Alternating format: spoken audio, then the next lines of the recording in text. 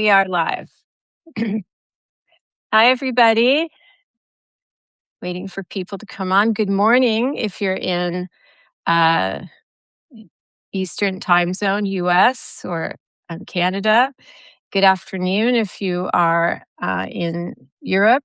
Um, I'm Ruth Ben-Ghiat. I forget to introduce myself sometimes, and I publish Lucid.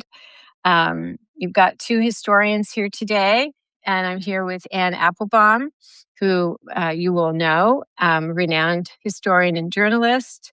And so I'll introduce her. She's a staff writer at The Atlantic. She is very well known for her incredible books as well. Gulag, A History of Soviet Concentration Camps, Iron Curtain, Red Famine, which is a history of the Ukraine famine. And her last two books have been about the rise of autocracy and how autocrats are partnering together, The Twilight of Democracy and Autocracy Inc. That's her latest book. And she publishes the Substack Open Letters. So welcome, Anne. Thank you so much. It's a pleasure to be with you again in transatlantically and if not in real life. So it's Exactly. So at some point, you had observed rightly that Putin's Russia was kind of bringing back certain features of the Soviet age, certain habits, certainly Soviet imperialism, world building, repressive techniques. I know Putin has established or is establishing a Stalin Studies Center. You have here and there some Stalin statues coming up. And the number of political prisoners housed in many of them in gulags and camps that date from the Soviet age is increasing. And in fact, where Navalny died in Siberia had been a Stalinist era gulag.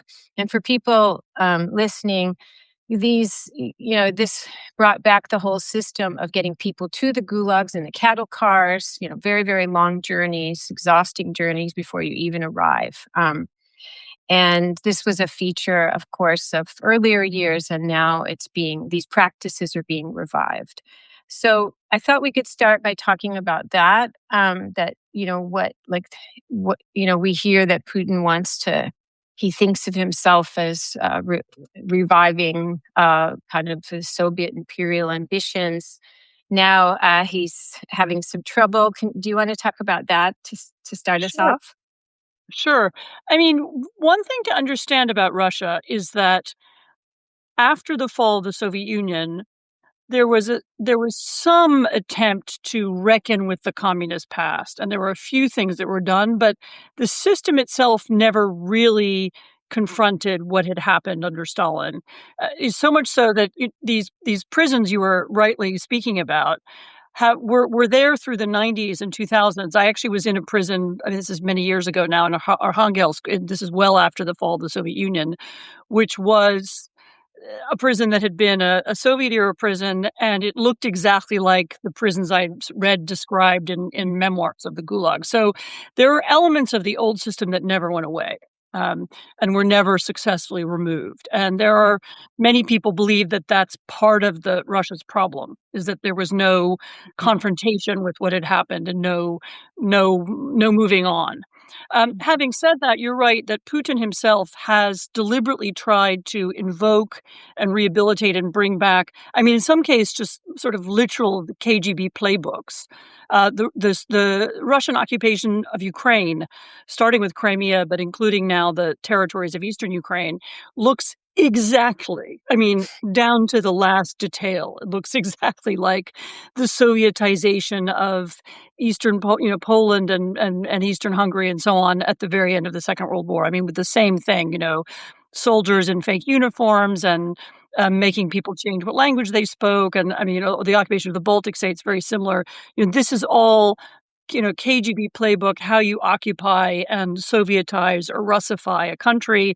This is exactly what he's doing, and I think also some of what he's doing. The use of old symbols, for example, this annual victory parade where they celebrate the victory of Stalin's victory over Hitler. Some of it is designed deliberately to intimidate people and remind them of Stalinism so that people remain afraid. And they say, we all remember how bad that was, or our grandparents told us how bad that was. And now we're prepared to be afraid again. So some of it is him reestablishing a system in which there won't be objectors and there won't be dissenters, or at least they'll be limited to really tiny numbers. The interesting thing that's happening now, and we saw this actually when they had the victory parade earlier this year, is that some of that is now beginning to confront reality. So this Mhm. year, when they had their annual victory parade, they had to cut it short. The Russians didn't put big pieces of, tanks and military equipment on the streets of Moscow because they were afraid of Ukrainian drones hitting them. There was a kind of panic in Moscow about hidden Ukrainians, and they were looking in sewers and manholes and trying to and panic about security in the city the day and the weekdays before the parade. And there was even a request that went via President Trump to Zelensky to have a Mhm. one-day ceasefire for the parade. So you're beginning to see the confrontation of that old structure of repression and fear, and the sort of narrative about Russian greatness and Putin's, Mhm. tremendous success. You're seeing it run into reality as Russians can see now that Ukrainian drones can hit Moscow and St. Petersburg and many other cities, and Mhm. they're especially experiencing this attacks on their oil refineries, but also now the Russian equivalent of Amazon, these huge warehouses. It's Mm. called wild Interesting. barracks. And the Ukrainians have started hitting them. They argue they're a legitimate military target because it's a system that's used to also fund soldiers at the front. But you have these, billions of dollars of commerce, mostly affecting small businesses, going up in smoke. And there's one. I mean, there have been there. I wouldn't say daily, but they're very frequent. There was another one yesterday. Mm. And so you're beginning to have people feel, okay, we have this language of great power, triumph, and success, and yet we can see that we have fuel shortages and my business is going Mhm. bankrupt because the Ukrainian drones hit the warehouse. And so we're approaching in the next weeks, and you'll see it in the next 2 months or 3 months or the other, a real crisis. It might take the form of a Russian attempt to accelerate. Yeah. Zelensky's afraid that they'll bring in soldiers from North Korea. Um, Yeah. you might begin to see more noise and dissent inside Russia as people say, people can see that Yeah. the war, they're not winning the war. Um, but a feeling of crisis is growing. I mean, and it's partly a reflection of Ukrainian success at hitting these Russian targets. It's partly also that the Ukrainian success with drone technology, which I know you want to talk about, um, has prevented has really prevented Mhm. the Russians from moving forward. They've gained really no significant territory in recent weeks. So Yeah. the system is running into reality, which interestingly is how the Soviet Union finally broke down. Propaganda that Exactly. conflicted reality, and then nobody believed the propaganda anymore. And it's how fascism started deteriorating inside Italy and Germany. And for everyone watching, I was speaking with Anne Applebaum, Ruth Ben-Ghiat, because it's when the regime's rhetoric and propaganda, especially at times of war, starts to it collides and contrasts with the reality of people's everyday experiences. So what Anne was saying, where it starts affecting everyday life. It starts affecting businesses, and businesses are always one of the pillars of autocratic regimes, and they often are given goodies by the leader. In Russian case, they've always been plundered by the state.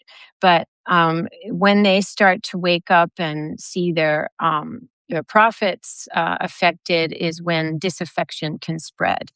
The other thing is so interesting what you're talking about, a will to almost draw on the past memories of fear. Is we're talking also about trauma. There's tons of trauma from the Stalinist and Soviet era in Russia.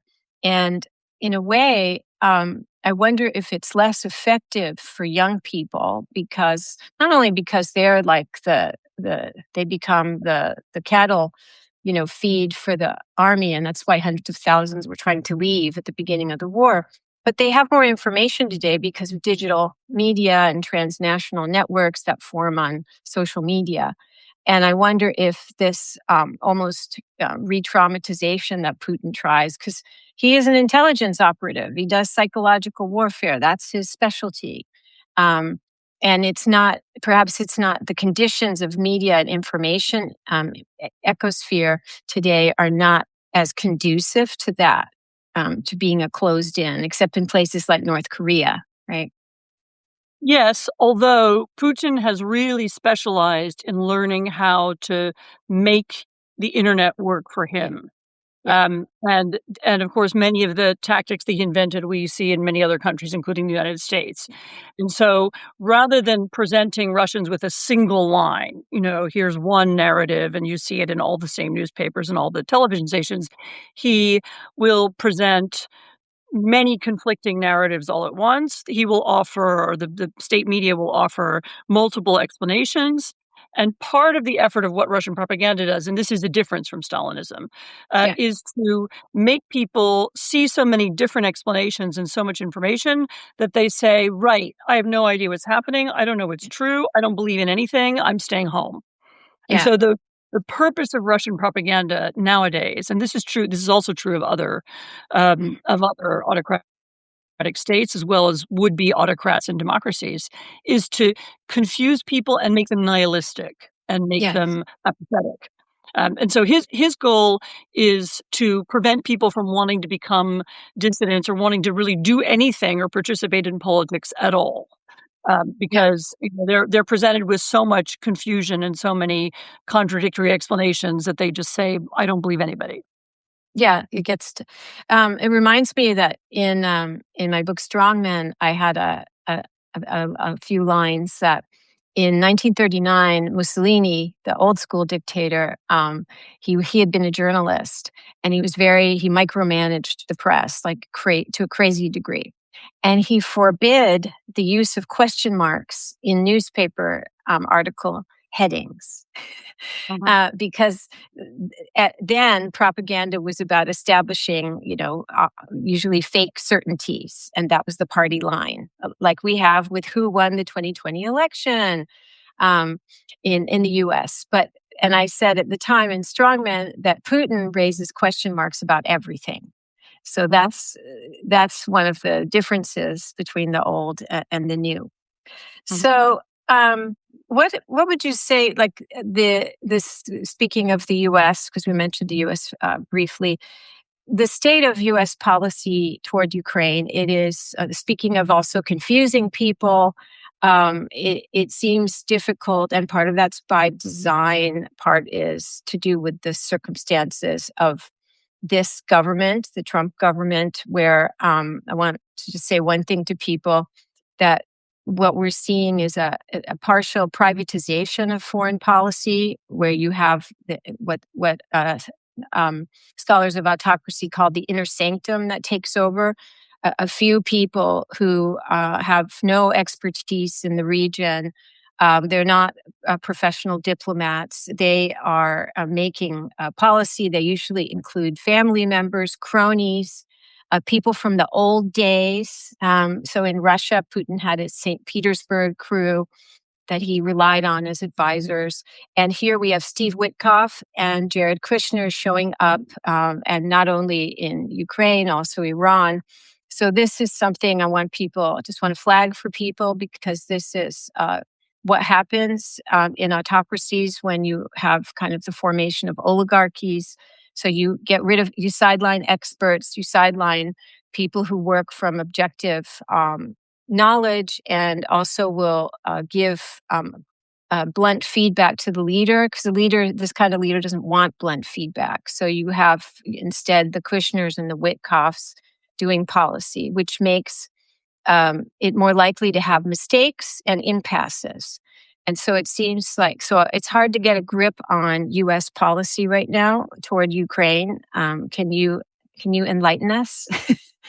Well, I don't know if I can enlighten you, but you're absolutely right that the use of Witkoff and Kushner, has had a pretty profound effect on how negotiations have been conducted, and it's not positive. It's my view, pretty strong view that they prolonged the war. Yes. Because their attitude was, "We're going to Moscow, we're gonna do deals with Russian companies," and of course, the Russians were delighted by this, and we know that they were offering them stuff in the Arctic and, minerals and so on. And they even told European allies, "Be prepared because this is what they're doing." And this has been in the newspapers, it's not a secret anymore. And so they gave the Russians the impression that the Americans were on their side and that they could somehow buy the Trump administration, Mhm, and that they would eventually defeat Ukraine with the help of the United States. And that was what it was very important to remember. This war has an important psychological element. It's over when the Russians stop fighting. When the Russians say we can't defeat Ukraine, Ukraine's not going to become part of Russia, and we stop fighting, and then we have a ceasefire or we begin to negotiate. But the Americans put sort of new life in the belief that they would win the war militarily. mhm, mhm, And they drew out these negotiations with the U.S. and with Witkoff and Kushner for a long time, believing that would, and that, believing that the Americans were cutting supply to Ukraine, which of course they were doing, mhm, and that Ukraine would therefore fall. mhm, It didn't happen mostly because of the Ukrainian ingenuity that we've referred to already, this really reinvention of modern warfare to use drones in new ways and to use them even to substitute for other kinds of weapons.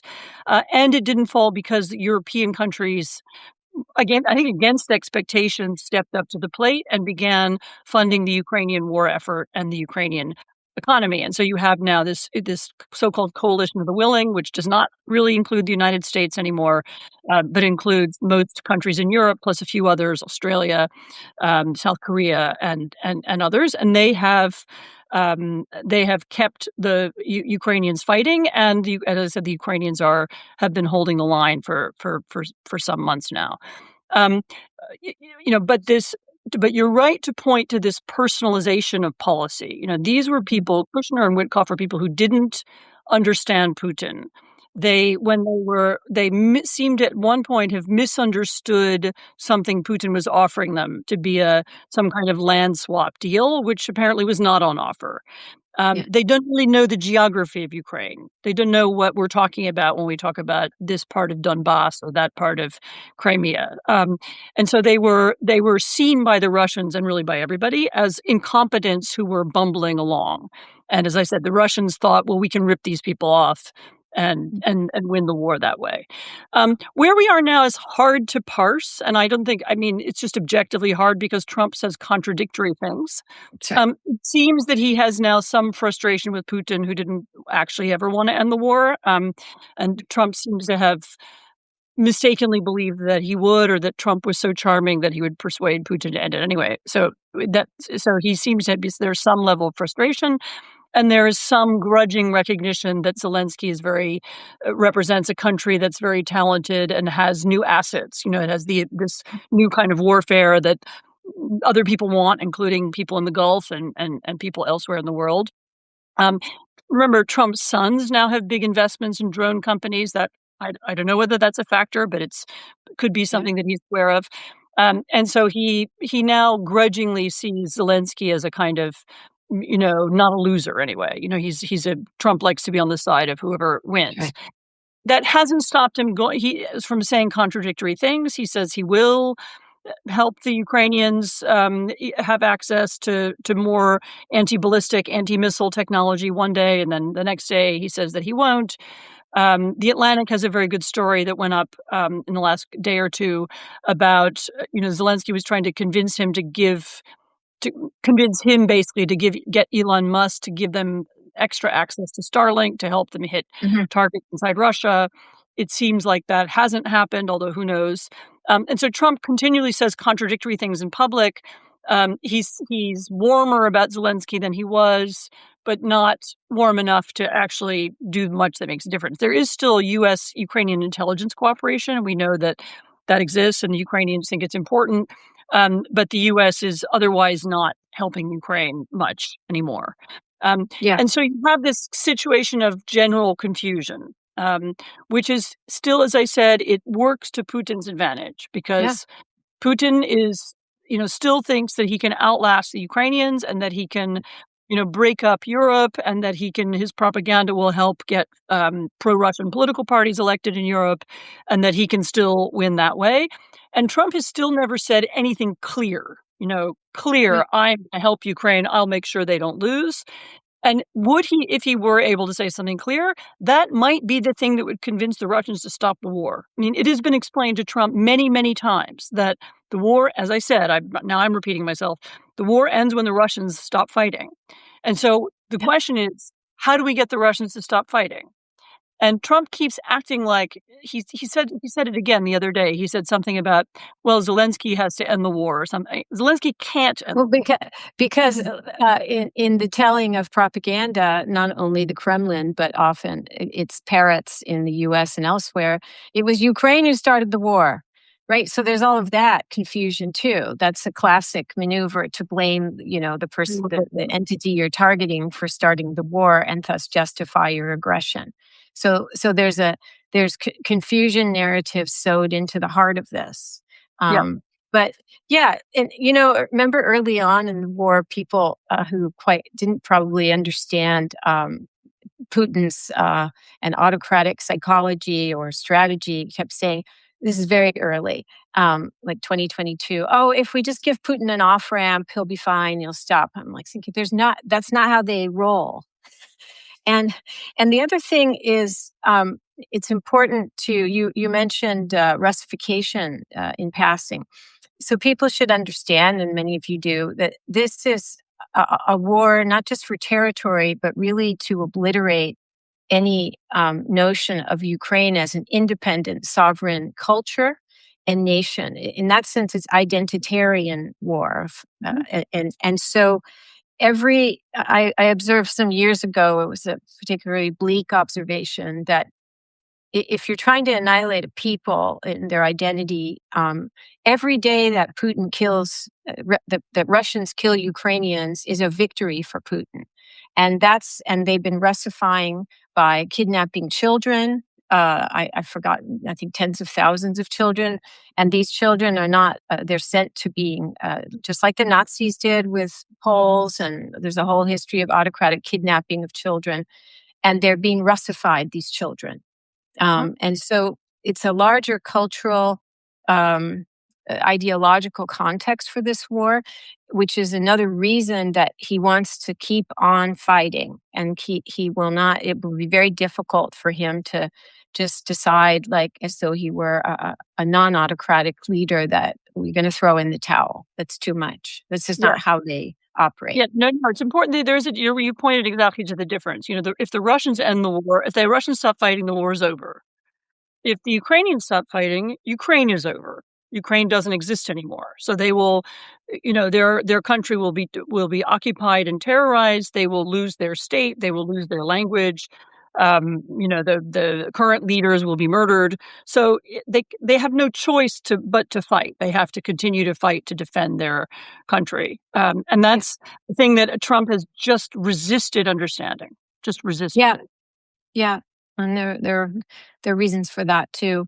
So we're almost out of time, but I wanted to just talk about how um,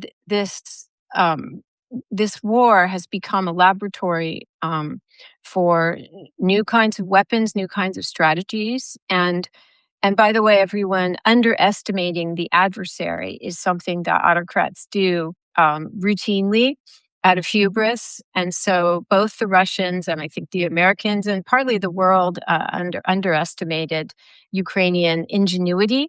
And it was seen early on with urban warfare. And when the battle for the cities, and then we have, of course, drones, which have been mentioned several times, electronic warfare, and at the same time, there is a revival of sorts of the age old practice of taking lots of POWs. And I've done a lot of research in an earlier historical life on POWs. And there was recent reports that the Russians are making routine sexual violence against men and women that they capture, Ukrainians. And Ukraine has a very innovative program to get Russians to defect and to surrender called I Want to Live.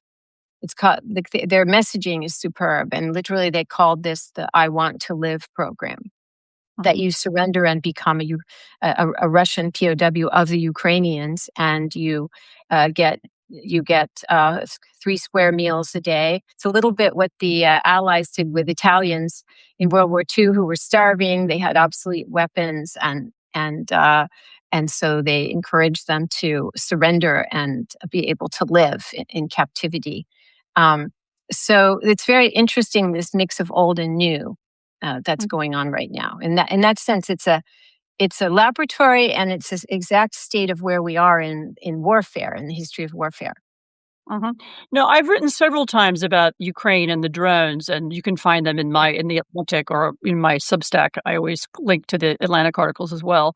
Um, and I've spent a lot of time both with people who build them and with people who are learning how to use them. My most recent trip was a couple of months ago, where I watched people who use drone interceptors. So the Ukrainians have created a kind of drone that intercepts other drones. Um, and this is the thing that when when the war in Iran broke out, which, by the way, is another place Yeah. where somebody was the strength of the enemy was underestimated. That's right. Um, but when the war in Iran broke out, this is why the leaders of other Gulf states were all very interested in meeting with Ukrainians to understand how this technology, because suddenly they understand that this is what they need, and the Ukrainians are world leaders in this, in the sort of the innovative use of drones. But I think the maybe what's important to say about it is not just the technology itself. It's asymmetric, it's cheaper, and so on. I think that's been written about. It's important to understand that it also comes from the nature of Ukrainian society. So Ukraine Mhm, is a ground up society. For historical reasons, they've been a colony of Russia. Before that, they were part of Polish-Lithuanian Commonwealth. It's a nation that is used to organizing itself, at the ground level. They're not so good at building state structures, but they're very good at grassroots movements, and always have been. And this drone, the drone revolution is coming very much from there. There's a book about this by my friend Natalia Gumenyuk, who's a Ukrainian journalist. I've just seen the one draft of it, which will be out, I guess, later this year or next year. But it's it's lots and lots of small companies. It's lots of individual initiatives. It's lots of people who used to do something else, like they were mhm. architects, or they were, Interesting. maintenance guys, or they were working in some other industry. I was in one drone factory, one of the most successful, the last time I was there, and the guy who runs it did make drones before the war, but they were agricultural drones. They were for Mm, farmers. And he quickly reset what he was doing after the war, and now he's one of the most cutting edge manufacturers there. And there are a lot of stories like that. And so you have people who changed their lives after the war began in order to begin to make this new technology. And it wasn't something that people were ordered to do, or there was like a procurement process whereby like a guy at the top told everybody what to do. It was rather ground up. It was small companies, very often working directly with battalions or with army units. Each army units would have their relationship with a drone manufacturer, producer, and it doesn't function the way we think of armies functioning in sort of big military, you know, tech procurement working. And that's really a reflection of how Ukrainian society works. So this transformation is deeply connected to, as I say, these grassroots structures, and to the Ukrainian democratic urge or the democratic spirit, whatever language you want to do. So this remains a country where people are very independent, where they believe in freedom, where they believe in self-organization. So they decide what they're going to do and how they're going to help their country, and that's been true since the beginning of the war. And it's maybe the one real advantage that Ukraine has over Russia. And yeah. I think it was the thing that wasn't seen by anybody else. That Yeah. outside of the country, it was very hard to guess that this is what was going to happen. But That it's an really important lesson, because it tells you, where does innovation come from? Where does creativity come from? Where does that sense of victory come from? It comes from a society that allows it. And Ukraine, despite everything and despite its bad luck in history and despite a lot of bad governments and bad leaders, still has this. It's a good ending point, and it's extremely important. It's that that in a way, what you're talking about with these wonderful examples, it's also a kind of decentralized approach Mhm. versus the top down. And we don't have time to get into this, but since the start of the U.S. Iran war, Iran has totally decentralized its Revolutionary Guard command structure. They've done this thing that you wouldn't expect an autocracy to do. And they've been very innovative in this, and that's one reason they have lasted beyond expectations. But we're really, in the case of Ukraine, it's very moving. It's about resilience. It's about again, the ground up is a good way to describe it, and so it's a good ending to pay tribute to this nation that has gone through so much and continues to go through much, and yet is able to innovate. And it's incredible. So it's very, very inspiring. So that's a good ending note. I'm so glad that you've all come to be with us during this time. I think both of us will post the video if you missed part of it on our Substacks. And I thank you so much, Anne. It's always a pleasure to talk to you. Thank you, Ruth, and pleasure talking to you as well. Hope to see you in real life soon. Me too. Okay. Bye, everyone. Have a good day. See you later.